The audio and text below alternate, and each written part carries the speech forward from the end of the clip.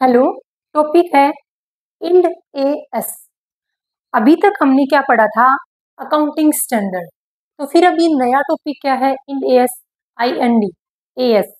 End AS देखो, पहले भी हम बुक्स ऑफ अकाउंट को प्रिपेयर करते थे, यानी कंपनीज अपने फाइनल अकाउंट अकाउंटिंग स्टैंडर्ड के बेस पे प्रिपेयर करती थी। लेकिन 2015 के बाद अकाउंटिंग स्टैंडर्ड के साथ कौन अकाउंटिंग स्टैंडर्ड की जगह किसने ले ली? इंड एएस ने ले ली। हालांकि अभी भी कुछ कंपनीज अकाउंटिंग स्टैंडर्ड को फॉलो करके अपने फाइनल अकाउंट प्रिपेयर करती हैं, लेकिन मैक्सिमम कंपनी इन इंडिया किस बेस पर अपने फाइनल अकाउंट तैयार करती हैं? इंड एएस के बेस पर। तो ये क्या है? सबसे पहले ये देखते हैं कि बाद में देखेंगे कि कौन सी कंपनी अकाउंटिंग स्टैंडर्ड को फॉलो कर रही है, कौन सी कंपनी इंड एएस को फॉलो कर रही है। फर्स्ट ऑफ ऑल ये देखेंगे कि ये इंड एएस आए कहाँ से हैं और है क्या। देखो, गैप, आप सभी को पता है गैप का जनरली एक्सेप्टेड अकाउंटिंग प्रिंसिपल। ये वो अकाउंटिंग प्रिंसिपल है जो जनरली एक्सेप्ट किए हैं, यानी इनका दायरा काफी वाइड है। हर कंपनीज अपने बुक्स ऑफ अकाउंट को इन्हीं गैप के बेस पे प्रिपेयर करती है। इस गैप को हमने दो पार्ट में कैटेगराइज किया है। फर्स्ट पार्ट है नेशनल गैप, सेकंड है इंटरनेशनल गैप। नेशनल गैप क्या है? जो एक नेशंस की कंट्री, एक नेशंस कंपनी फॉलो करती है। जैसे इंडिया के अपने अलग गैप हैं, यूएसए के अपने अलग गैप हैं, कनाडा के अपने अलग गैप हैं। तो नेशनल गैप यानी जो सिर्फ एक कंट्री फॉलो करती है, जैसे like Indian gap, like USA के हर कंट्री की अपने अपने गैप हैं। हर कंपनी के अपने अपने रूल रेगुलेशन है फाइनल अकाउंट तैयार करने के। तो इन नेशनल गैप को क्या बोलते हैं? Accounting standard, as, accounting standard, जो इंड एएस से पहले फॉलो करते थे।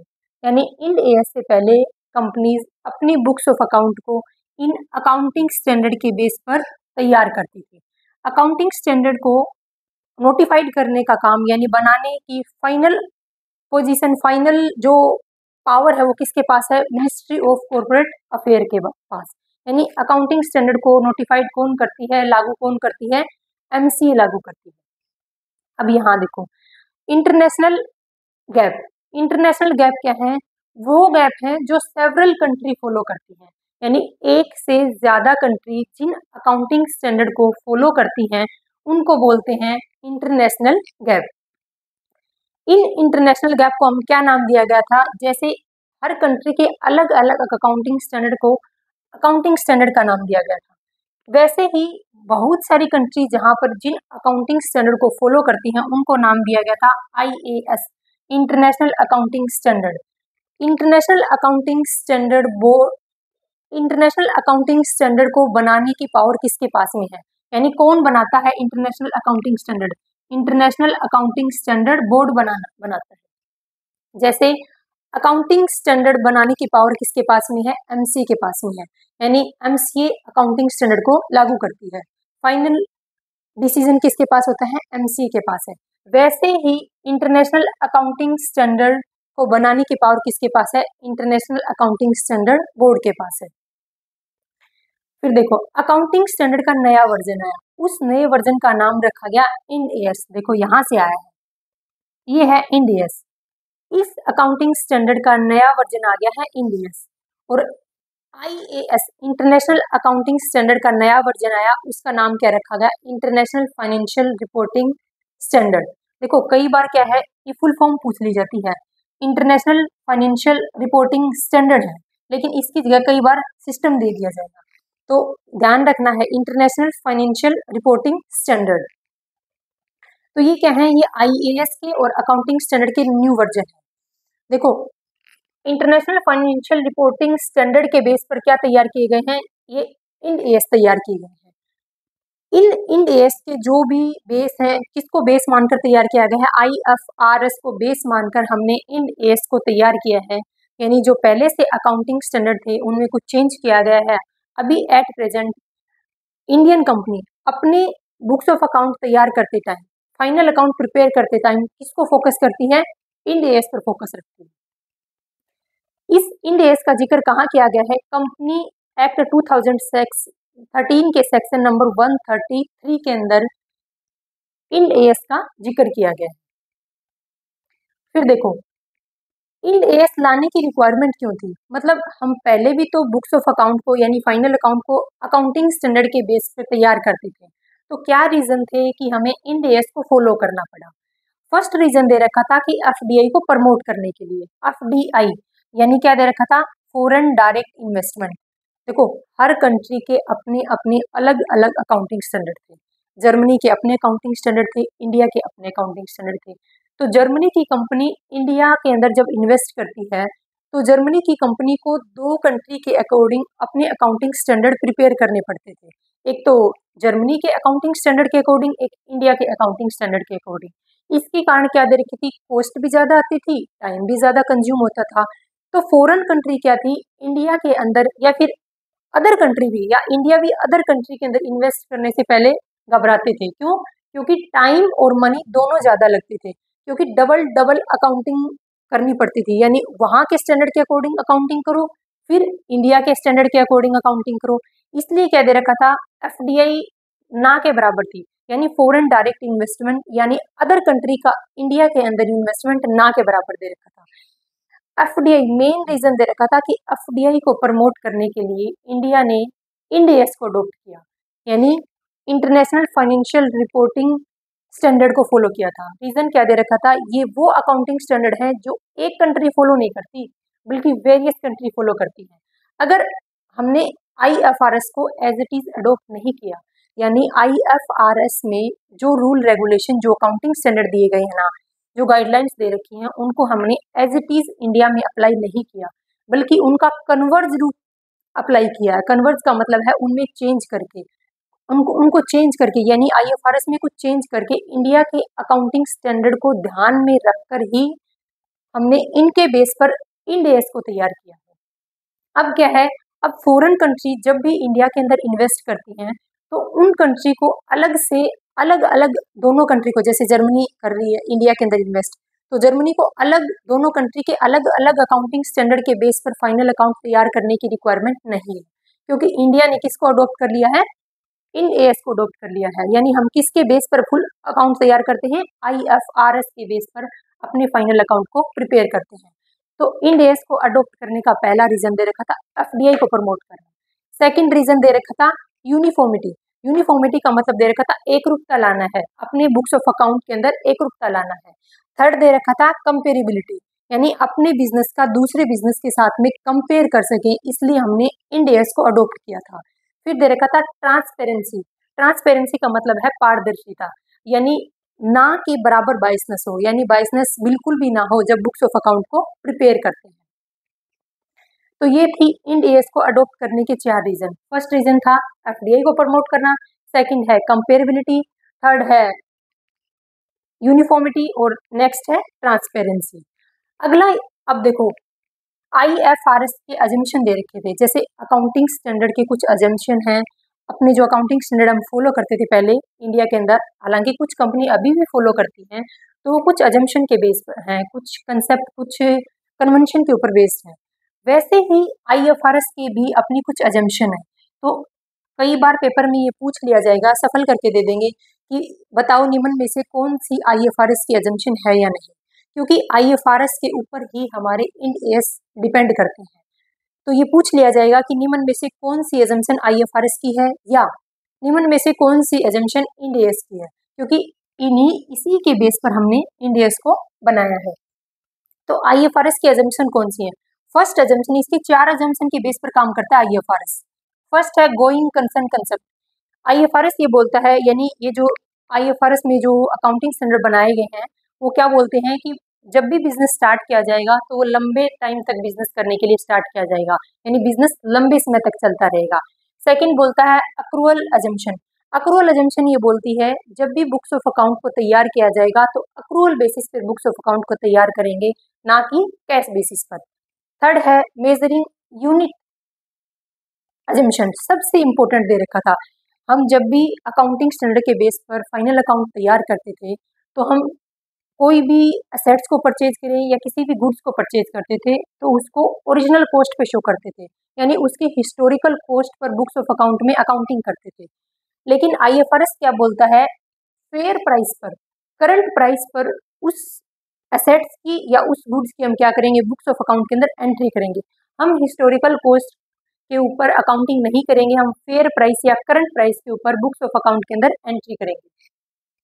लास्ट है कांस्टेंट परचेजिंग पावर अजम्पशन। ये अजम्पशन क्या बोलती है, at the end of the year जब कंपनी की कैपिटल देखी जाएगी तो उस कंपनी की कैपिटल को इन्फ्लेशन के बेस पर यानी मुद्रास्फीति इन्फ्लेशन को ध्यान में रखकर हम क्या करेंगे, उसको समायोजित करेंगे। यानी इन्फ्लेशन को ध्यान में रखकर ही हम कैपिटल देखेंगे कि कितनी कैपिटल है। तो ये है इंडियस। इंडियस क्या दे रखा था, एक बार क्विक रिवीजन करते हैं। इंडियस सबसे पहले देखो gap, journal accepted accounting principle, इसको हमने दो पार्ट में कैटेगराइज किया। एक नेशनल गैप होते हैं, एक इंटरनेशनल गैप होते हैं। नेशनल गैप जो हर कंट्री के अपने अपने अलग होते हैं। इंटरनेशनल गैप है जो बहुत सारी कंट्री, सेवरल कंट्री जिनको फॉलो करती है। नेशनल गैप को अकाउंटिंग स्टैंडर्ड बोलते हैं, यानी अलग अलग कंट्री में जो प्रिंसिपल फॉलो किए जाते हैं, जो स्टैंडर्ड फॉलो किए जाते हैं, उनको बोलते हैं अकाउंटिंग स्टैंडर्ड। जो नेशनल इंटरनेशनल लेवल पर जो फॉलो किए जाते हैं उनको बोलते हैं इंटरनेशनल अकाउंटिंग स्टैंडर्ड।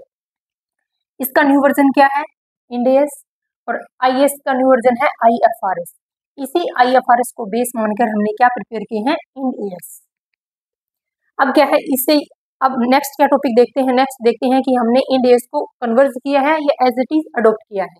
ये क्या टॉपिक है, क्या कन्वर्ज है क्या फिर एज इट इज अडोप्ट किया है, अब ये देखते हैं टॉपिक।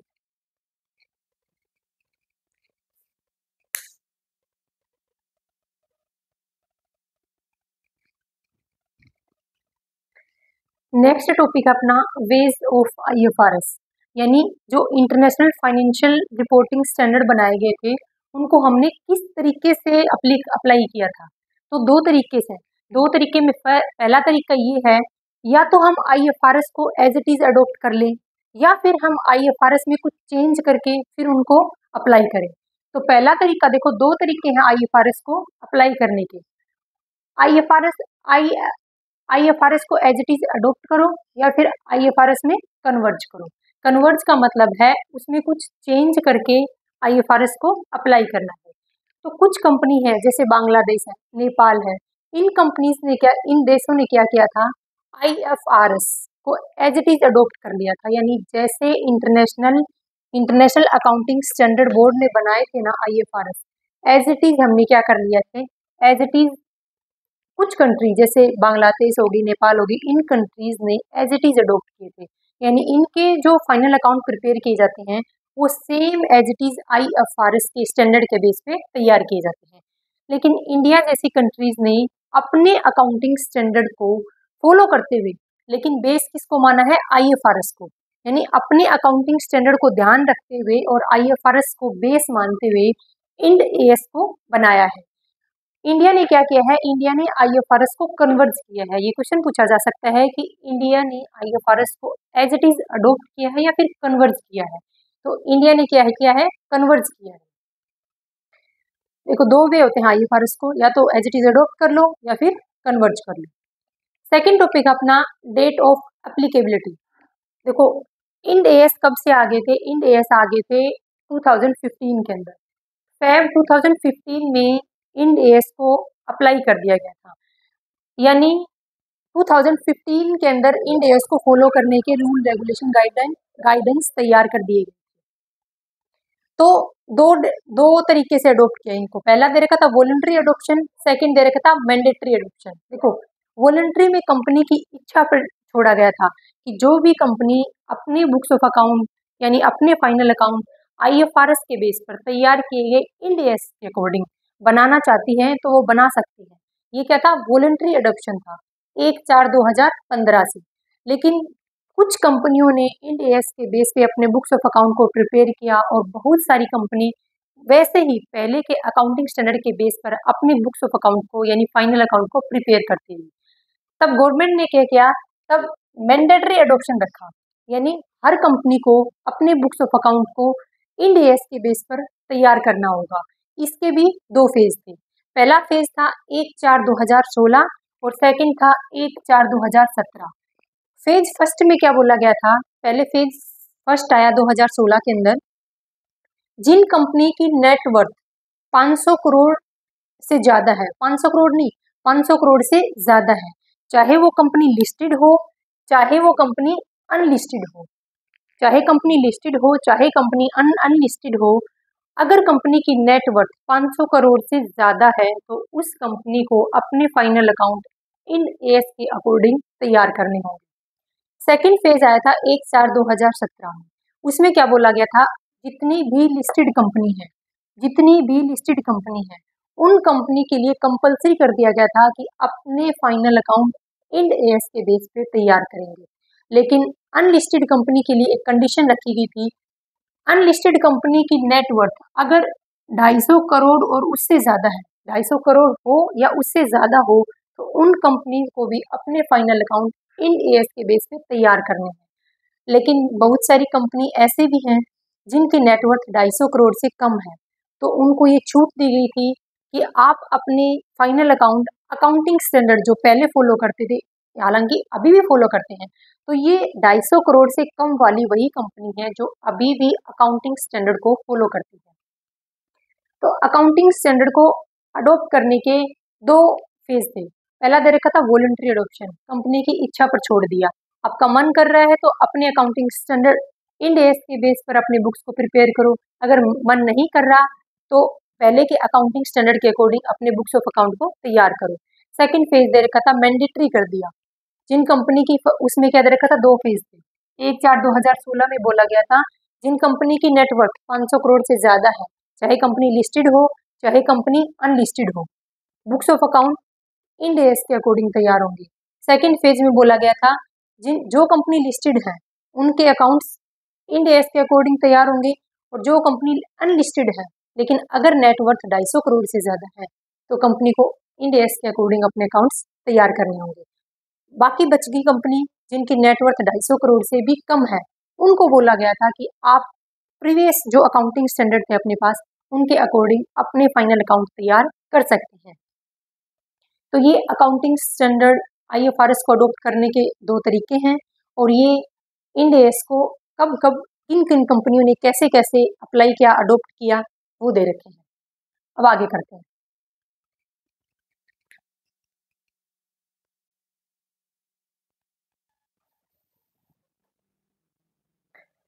अब पढ़ते हैं अपन इंड एएस को। तो अब तक at present Ind AS total कितने हैं, 41, यानी 41 इंड एएस के बेस पर इंडियन कंपनी अपने फाइनल अकाउंट प्रिपेयर करती है। तो इनको क्या करेंगे, हम इनको एक निमोनिक से पढ़ेंगे, इनको एक ट्रिक से पढ़ेंगे ताकि ये याद रह जाए, वरना 41 इंड एएस ईजी नहीं है याद करना, उनको याद रखना। तो हम क्या करेंगे, इनको एक ट्रिक से पढ़ते हैं।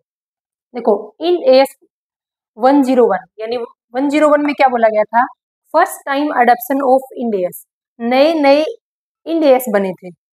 मान लो मैंने अपना बिजनेस स्टार्ट किया, मेरे पास ज़्यादा अमाउंट नहीं थी, मेरे पास 10 लाख रुपीज़ थे। मैंने 10 लाख रुपीज़ के बेस पे अपना बिजनेस स्टार्ट किया। मैंने एक छोटा सा बिजनेस स्टार्ट किया और मैंने पहली बार इंड एएस को अडॉप्ट किया। तो पहला क्या याद करेंगे, मैंने मेरा छोटा सा बिजनेस स्टार्ट किया है, छोटे से बिजनेस में मैंने पहली बार इंड एएस को अडॉप्ट किया है। सेकंड क्या किया, मैंने अपना टोटल अमाउंट जितना 10 लाख रुपीज़ थी, सारा अमाउंट मैंने अपने बिजनेस में नहीं लगाया, लगभग 8 लाख के आसपास अमाउंट मैंने बिजनेस में लगा करके एक छोटा सा मिनी बिजनेस स्टार्ट किया। फर्स्ट है first time adoption of Ind AS, मैंने अपने छोटे बिजनेस में पहली बार इंड एएस को अप्लाई किया। सेकंड दे रखा था जो अमाउंट मैंने बचाई थी, यानी लगभग 2 लाख रुपीज़, 2 लाख मैंने एक अदर कंपनी थी उस कंपनी के शेयर में पैसा इन्वेस्ट किया, शेयर बेस्ड पेमेंट, यानी मैंने 10 लाख में से 8 लाख रुपए थे, 8 लाख रुपए तो मेरे मिनी बिजनेस में लगा दिए, साथ में क्या किया, 2 लाख रुपए बचे वो मैंने किसी अदर कंपनी के शेयर में पैसा इन्वेस्ट कर दिया। तो याद हो गई, पहला क्या है, फर्स्ट क्या दे रखा था, मैंने अपना छोटा सा बिजनेस स्टार्ट किया, उस बिजनेस में मैंने पहली बार इंड एएस को अडॉप्ट किया, यानी लागू किया, उनके बेस पे अकाउंट तैयार किए। दूसरा दे रखा था, भाई मैंने जो अमाउंट बचाई थी वो मैंने किसी कंपनी में इन्वेस्ट कर दिए, उसके कहाँ इन्वेस्ट किए, उसके शेयर्स में इन्वेस्ट कर दिए।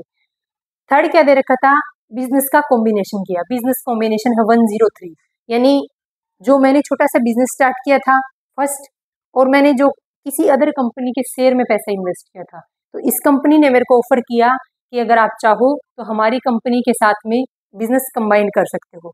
तो मैंने भी जल्दी से हाँ भरी और अपने छोटे से बिजनेस को इस बड़ी कंपनी के साथ में क्या कर दिया, कंबाइंड कर दिया। तो थर्ड क्या है, बिजनेस कॉम्बिनेशन। अब मेरे पास पहले से ही लिमिटेड अमाउंट है, 10 लाख रुपीज है। अब मेरे को डर था कहीं ना कहीं क्या पता बिजनेस चले या ना चले, क्या पता कल बिजनेस बंद हो जाए। मैंने इस डर से क्या करवा लिया, इंश्योरेंस करवा लिया। तो इंश्योरेंस कॉन्ट्रैक्ट क्या है, 104। जिस चीज का डर था वही हुआ। 105 इंड एस 105 क्या बोलता है, non current assets held for sale and discontinue operation. यानी जितनी भी नॉन करंट एसेट्स थी, लैंड, बिल्डिंग, प्लांट, मशीनरी, सबको सेल करना पड़ा और बिजनेस क्या हो गया, बंद हो गया। इसलिए डर से तो मैंने इंश्योरेंस करवाया था और वही डर सामने आ गया और अब मेरा बिजनेस, मेरा नहीं हमारा बिजनेस बंद हो गया क्योंकि हमने बिजनेस कंबाइन कर लिया था। तो देखो 101 से लेके 105 तक इजीली याद हो गए। First time adoption of end S, यानी पहली बार मैंने मेरे बिजनेस में इंड एस को अप्लाई किया। सेकंड, मैंने किसी दूसरी कंपनी के शेयर में भी पैसा इन्वेस्ट किया। दूसरी कंपनी ने मेरे को ऑफर दिया कि आप चाहो तो हम बिजनेस को कंबाइंड कर सकते हैं, मैंने भी हाँ भर दी। तो क्या है, बिजनेस कॉम्बिनेशन।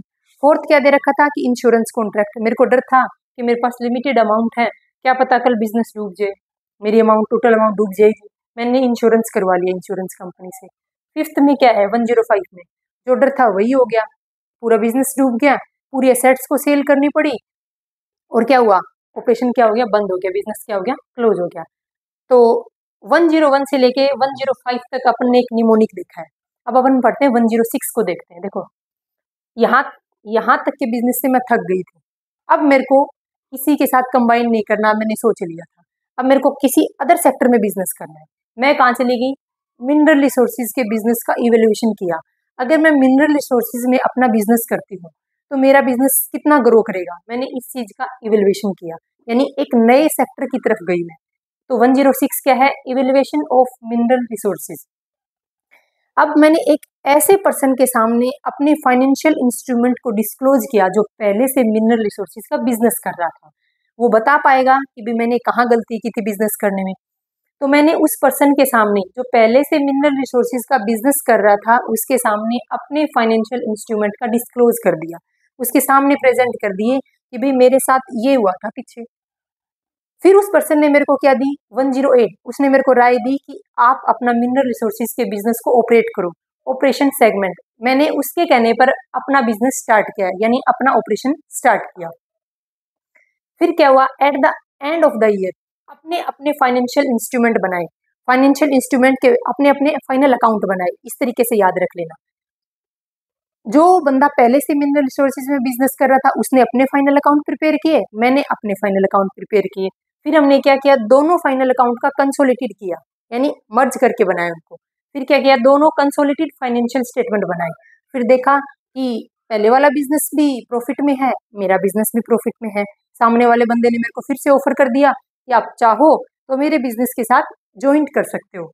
तो क्या आएगा, ज्वाइंट एग्रीमेंट। देखो एक बार फिर से रिवाइज करते हैं। 106 में क्या दे रखा था, अब मैं इस चक्कर में नहीं पड़ने वाली, अब मैं किसी नए सेक्टर में बिजनेस करूंगी। मैंने मिनरल रिसोर्सेज के बिजनेस का इवेल्युएशन किया। नेक्स्ट में क्या किया, मैंने उस पर्सन के सामने जो पहले से मिनरल रिसोर्सेज का बिजनेस कर रहा था, अपने फाइनेंशियल इंस्ट्रूमेंट को उसके सामने डिस्क्लोज कर दिया। उस पर्सन ने मेरे को राय दी कि यहाँ यहाँ गलती करी है, लेकिन इस मिनरल रिसोर्सेज के बिजनेस में आप गलती मत करना और अपना ऑपरेशन स्टार्ट करो। किसमें, मिनरल रिसोर्सेज। मैंने अपना बिजनेस स्टार्ट किया। बिजनेस स्टार्ट करने के बाद मैंने at the end of the year मैंने फाइनल अकाउंट प्रिपेयर किए, अपने फाइनेंस, याद रखना financial instrument.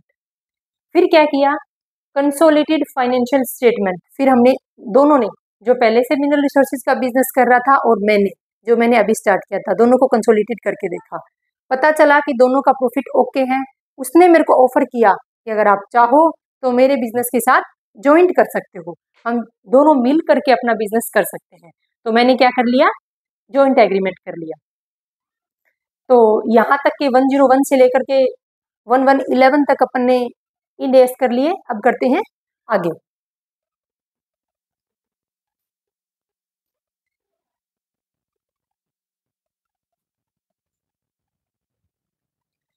Next end S है इंड एस 1112।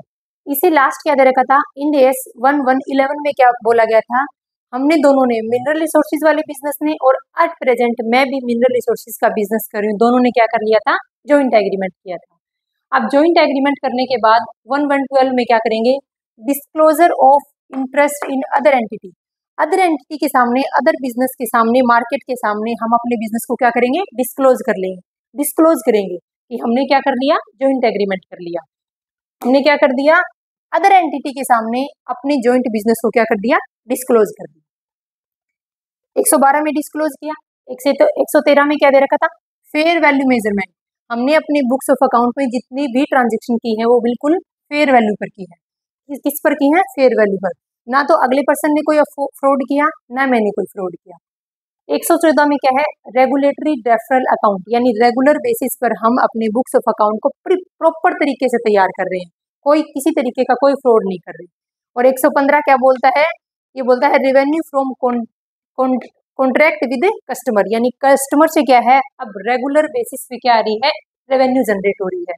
क्यों, क्योंकि बिजनेस को हम रेगुलेटरी लेवल पे बिजनेस कर रहे हैं, कंटिन्यूसली लेवल पे बिजनेस कर रहे हैं, तो रेवेन्यू तो जनरेट होनी ही है। तो 112 में क्या बोला गया था, 111 क्या था, हमने जॉइंट एग्रीमेंट किया था। अगर जॉइंट एग्रीमेंट कर लिया तो पब्लिक के सामने क्या करना पड़ेगा, अदर एंटिटी के सामने अपने आप को डिस्क्लोज करना पड़ेगा।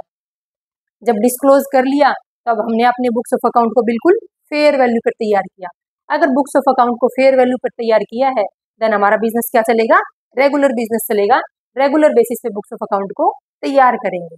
और 115 क्या बोलता है, अगर रेगुलर बेसिस पर बुक्स ऑफ अकाउंट को तैयार कर रहे हैं तो रेवेन्यू क्या रहेगी, कंटिन्यू रहेगी।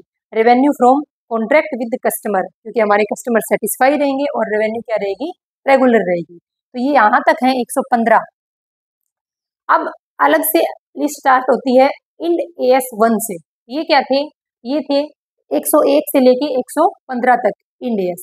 अब अलग लिस्ट है, इसके लिए हमने एक अलग निमोनिक बना रखा है, यानी अलग ट्रिक से करेंगे। ये क्या था, ये मैंने बिजनेस किया, जॉइंट एग्रीमेंट किया था, फिर बिजनेस अच्छे से नहीं चला, तो फिर मैं मिनरल रिसोर्सेज में चली गई, फिर मिनरल रिसोर्सेज वाला बिजनेस अच्छे से चल गया, फिर इसे आपके सामने ये वाले पढ़ लिए हमने। अब करेंगे इंड AS से। देखो इंड AS दे रखा था, जितने अकाउंटिंग स्टैंडर्ड लिखे हुए हैं, देखो इसमें क्या लिखा हो, फर्स्ट सेकंड बीच में गायब है। जो डेट गायब है, जो अकाउंटिंग स्टैंडर्ड गायब है, उस दिन ये एज्यूम करना है कि मैं घर पर रहूंगी, मैं ऑफिस में नहीं आऊंगी। जो ये डेट दे रखी है 1, 2, 7, 8, 10, 11, मैं सिर्फ उसी दिन ऑफिस में जाऊंगी। एक ट्रिक बनाई हुई अपन ने इनको याद करने की। याद रखना, जो सामने है इस डे को ऑफिस जाती हूँ, बाकी डे में ऑफिस नहीं जाऊंगी। अभी देखो, फर्स्ट है प्रेजेंटेशन ऑफ फाइनेंशियल स्टेटमेंट। इनको क्या लेंगे, डेट के हिसाब से लेते हैं। मैं 1 तारीख को, फर्स्ट तारीख को, मैं 1 तारीख को बिजनेस के अंदर गई, ऑफिस में गई, और मैंने मीटिंग में अपने फाइनेंशियल स्टेटमेंट को प्रेजेंट कर दिया सबके सामने। 1 तारीख को मैं बिजनेस में जाती हूँ और अपनी कंपनी के फाइनेंशियल स्टेटमेंट को मीटिंग में प्रेजेंट कर देती हूँ। फिर क्या है, जैसे ही अकाउंट को प्रेजेंट करते हैं तो पता चलता है कि भी स्टॉक काफ़ी कम है बिजनेस के अंदर, तो मैं कहाँ चली जाती हूँ, मैं 2 तारीख को सुबह बिजनेस में आती हूँ और अपनी गाड़ी लेके कहाँ निकल जाती हूँ, स्टॉक लाने के लिए निकल जाती हूँ। क्या लाने के लिए, इन्वेंट्री, रॉ मटेरियल लाने के लिए निकल जाती हूँ। 1 तारीख को मैंने मीटिंग में फाइनेंशियल स्टेटमेंट प्रेजेंट किए, 2 तारीख को इन्वेंट्री लाने के लिए चली गई मैं। फिर 2 तारीख को इन्वेंट्री लाने गई तो मैं तो थक गई, तो 3, 4, 5 और 6 मैंने क्या कर ली, छुट्टी कर ली। अब मैं 7 तारीख को बिजनेस में आती हूँ। 7 तारीख को बिजनेस में आती सबसे पहले मैं क्या चेक करती हूँ, कैश फ्लो को चेक करती हूँ। क्या बिजनेस में कैश है, कहीं ऐसा ना हो कि बिजनेस में पैसा ही नहीं हो, यानी बिजनेस की जो वर्किंग कंडीशन है वो ही खराब हो जाए। आते आते सबसे पहले मैं क्या चेक करती हूँ, cash flow statement, statement of cash flow 7 में। 8 तारीख को फिर मैं बिजनेस में आती हूँ, आके चेक किया बिजनेस को, मैं कैश फ्लो स्टेटमेंट को चेक कर रही थी 7 तारीख को, आके मैंने फिर 8 तारीख को बाकी बचा हुआ चेक किया तो मैंने एरर फाइंड आउट की, यानी कुछ तो एरर आई हुई है। Accounting policy change in accounts and estimate error, यानी जब मैंने अकाउंटिंग पॉलिसी को चेक किया तो इसमें कुछ एरर मिल गया। नेक्स्ट क्या दे रखा था, अकाउंटिंग स्टैंडर्ड 10, यानी 9 तारीख को अगर एरर फाइंड होगी तो मेरे को तो अब टेंशन होगी, तो मैंने 9 तारीख की क्या मार ली, छुट्टी मार ली। 9 तारीख की क्या मार ली, छुट्टी। देखो जब मैं स्टॉक लाने गई थी तब मैं थक गई थी, 3, 4, 5, 6 मैंने 4 दिन की छुट्टी लगा ली। अब एरर फाइंड आउट होगी मेरे को बिजनेस के अंदर। अब मेरे को टेंशन होगी कि मैं इस एरर को कैसे दूर करूंगी। तो फिर मैंने एक दिन की छुट्टी लगा ली 9 तारीख को। अगले दिन मैं बिजनेस में आती हूँ 10 तारीख को। 10 तारीख को क्या होता है, इवेंट आफ्टर रिपोर्टिंग पीरियड। 10 तारीख को क्या दे रखा था कि 10 तारीख को इवेंट आफ्टर रिपोर्टिंग पीरियड। फिर क्या दे रखा था, इस एरर के ऊपर क्या है, इस एरर को फाइंड आउट किया। उस एरर को फाइंड आउट होने के बाद मैंने एक इवेंट ऑर्गेनाइज किया। क्या किया मैंने, एरर फाइंड आउट होगी मेरी 9 तारीख को जब मैं घर पे थी, होगी टेंशन दूर। 10 तारीख को बिजनेस में आती हूँ खुशी खुशी से। इस खुशी के चक्कर में मैंने क्या दिया, एक इवेंट रख दिया, एक प्रोग्राम रख दिया।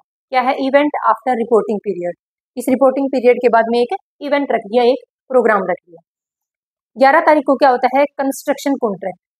अगर मैं बिजनेस कर रही हूँ तो मैं मेरी पार्टी के अंदर यानी मेरे इवेंट मेरे प्रोग्राम में क्या है, दूसरे बिजनेसमैन आते हैं और मैंने उन बिजनेसमैन के साथ का क्या कर लिया, एक कॉन्ट्रैक्ट कर लिया।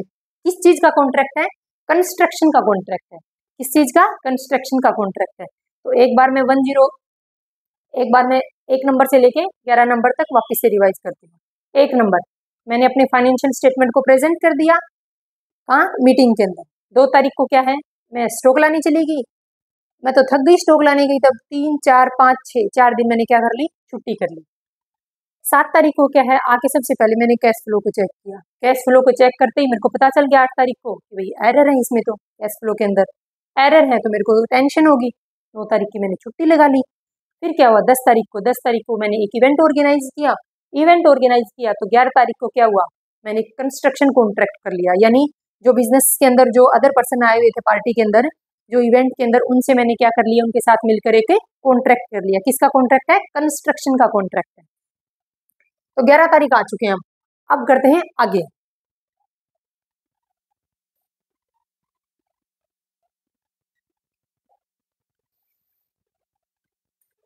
अकाउंटिंग स्टैंडर्ड 11 में क्या किया था हमने, 11 में हमने कंस्ट्रक्शन का कॉन्ट्रैक्ट कर लिया था। अगर कॉन्ट्रैक्ट करेंगे तो कॉन्ट्रैक्ट से इनकम भी आएगी और इनकम आएगी तो टैक्स भी पे करना पड़ेगा। तो अकाउंट इंड एस 12 में क्या किया, यानी 12 तारीख को जब मैं बिजनेस के अंदर आई तो मैंने देखा जो मैं कॉन्ट्रैक्ट किया था, जो मैंने कॉन्ट्रैक्ट किया था कंस्ट्रक्शन का कॉन्ट्रैक्ट, उस कॉन्ट्रैक्ट से 12 तारीख को आके देखा तो इनकम आई हुई है। इनकम आई हुई है तो टैक्स भी पे करना पड़ेगा। यानी इनकम टैक्स किस में आता है, इनकम टैक्स आता है इंड एस 12 के अंदर। फिर मैं इनकम भी आ गई, टैक्स भी पे कर दिया। अब मैं फ्री हो गई। फिर मैं घर चली गई छुट्टी बनाने। फिर मैं 13, 14 और 15 3 दिन के लिए मैं क्या चली गई, घर चली गई छुट्टी बनाने के लिए। मैं 16 तारीख को फिर से ऑफिस में आती हूँ। आते ही मैंने प्रॉपर्टी प्लांट और इक्विपमेंट को क्या कर लिया, परचेज कर लिया। याद कैसे रखेंगे, मैंने इनकम कमाई थी, उसके ऊपर टैक्स पे कर दिया गवर्नमेंट को। फिर 13, 14, 15 छुट्टी बनाने चली गई मैं। वापिस आई तो जो पैसे बचे हुए थे घूम के आ गई। घूम के आने के बाद जो पैसे बच गए, उनके आने के बाद मैंने क्या ले ली, प्रॉपर्टी प्लांट और इक्विपमेंट खरीद लिया 16 तारीख को। 17 तारीख को ऑफिस में आके मैंने क्या किया, उनको लीज पर दे दिया। लीज पर दे दिया। अब लीज पे दिया है यानी एक तरीके से लॉन्ग टर्म के लिए अपन रेंट पे दे रहे हैं उसको। लीज पे दे दिया तो उससे रेवेन्यू आई। 18 तारीख को ऑफिस में आई तो जो 17 तारीख को लीज पे दी थी, 18 तारीख को रेवेन्यू जनरेट हो गई। अब रेवेन्यू जनरेट हुई है तो रेवेन्यू जनरेट हुई तो सबसे पहले हम किसको बेनिफिट देंगे, सबसे पहले किसको सैलरी, वेजिज, बोनस वगैरह किसको देंगे, एम्प्लॉय को देंगे। गवर्नमेंट को टैक्स सब बाद में देंगे, गवर्नमेंट को जो भी देना है वो बाद में देंगे। हमने क्या किया, एम्प्लॉय को बेनिफिट दिया सबसे पहले, क्योंकि गवर्नमेंट को हम पहले दे चुके थे टैक्स। जैसे अब रेवेन्यू जनरेट हुई, उस रेवेन्यू से एम्प्लॉय को बेनिफिट देंगे, यानी उनकी सैलरी, उनका वेजिज, उनका बोनस देंगे।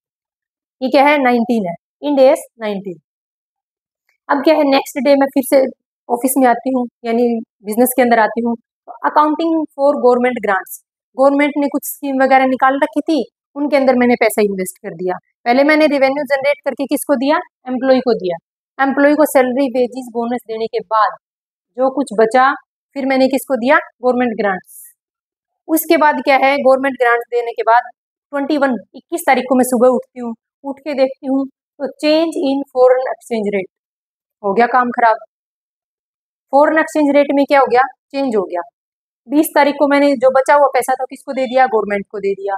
अब 21 तारीख को क्या होता है, सुबह सुबह उठ के देखती हूँ तो फॉरेन एक्सचेंज रेट में चेंज मिलता है। अब हो गया सब कुछ खराब, ना तो पैसा है, ऊपर से फॉरेन एक्सचेंज रेट में चेंज हो गया। अब क्या, अब मैं तो 22 को टेंशन में आ गई। अब मैं तो घर बैठ गई 22 को। 23 को क्या होता है, 23 को मैं फिर से ऑफिस में आती हूँ। हिम्मत बना के कि भाई पैसा तो नहीं है, चलो हम बोरो करते हैं, उधार लेते हैं। तो 23 इंड एस 23 क्या बोलता है, बोरोविंग कॉस्ट। फिर क्या है, बोरोविंग कॉस्ट, मैंने उधार भी ले लिया पैसा। अब मान लो मैं किसी के साथ कंबाइंड कर रही थी बिजनेस, मेरा सिंगल का बिजनेस नहीं था, मैंने कंबाइंड बिजनेस चल रहा था हमारा किसी का। जब 24 तारीख को अगले दिन बिजनेस में आती हूँ तो देखती हूँ कि रिलेटेड पार्टी डिस्क्लोज करके चलेगी। अगला जो बंदा जिसके साथ मैं बिजनेस कर रही थी वो बंदा क्या है, बिजनेस को छोड़कर चला जाता है। अब तो इससे भी बुरी टेंशन आ गई।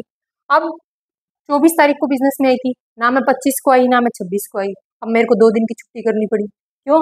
एक तो मैंने उधार ले लिया पैसा बिजनेस को चलाने के लिए, अगले दिन आके देखा तो सामने वाली पार्टी भी नहीं है, वो भी चलेगी छोड़ के बिजनेस को। अब टेंशन होगी ज्यादा। अब मैंने छुट्टी कितने दिन की मारी, 25 और 26 2 दिन की छुट्टी लगाई।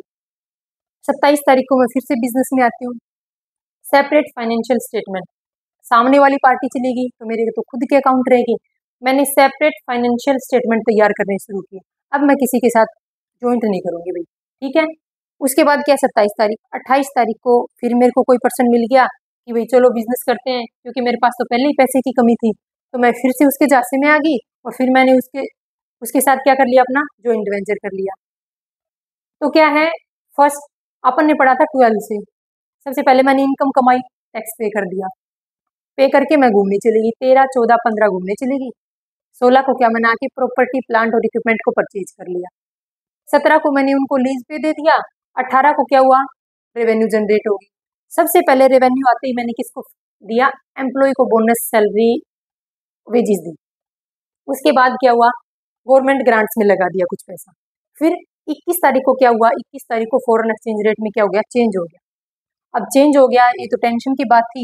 इस टेंशन की बात में मैंने छुट्टी मार ली थी 22 को, यानी 22 इंड एस 22 कुछ नहीं है। इंड एस 23 में क्या दे रखा था, इस एक्सचेंज रेट को सेट ऑफ करने के लिए भाई नुकसान ज्यादा हो गया, इसलिए मैंने क्या किया, पैसा उधार लिया, बोरोविंग कॉस्ट। फिर क्या किया, बोरोविंग कॉस्ट ले ली मैंने। 24 को जाके ऑफिस में देखा तो सामने वाली पार्टी क्या बिजनेस छोड़ के चली गई। अब उससे भी बड़ी टेंशन आ गई, तो 25 और 26 2 दिन की छुट्टी मार ली। अब 27 को क्या है, मैंने अपने अलग से फाइनेंशियल स्टेटमेंट तैयार कर लिया। 28 को क्या हुआ, जब बिजनेस रास्ते में आ रही थी तो कोई पर्सन मिल गया कि मेरे साथ बिजनेस कर लो, मैंने उसके साथ फिर से ज्वाइंट वेंचर कर लिया। तो यहाँ तक कर लिया हमने इंड एस 12 से लेके इंड एस 28 तक। अब नेक्स्ट करते हैं।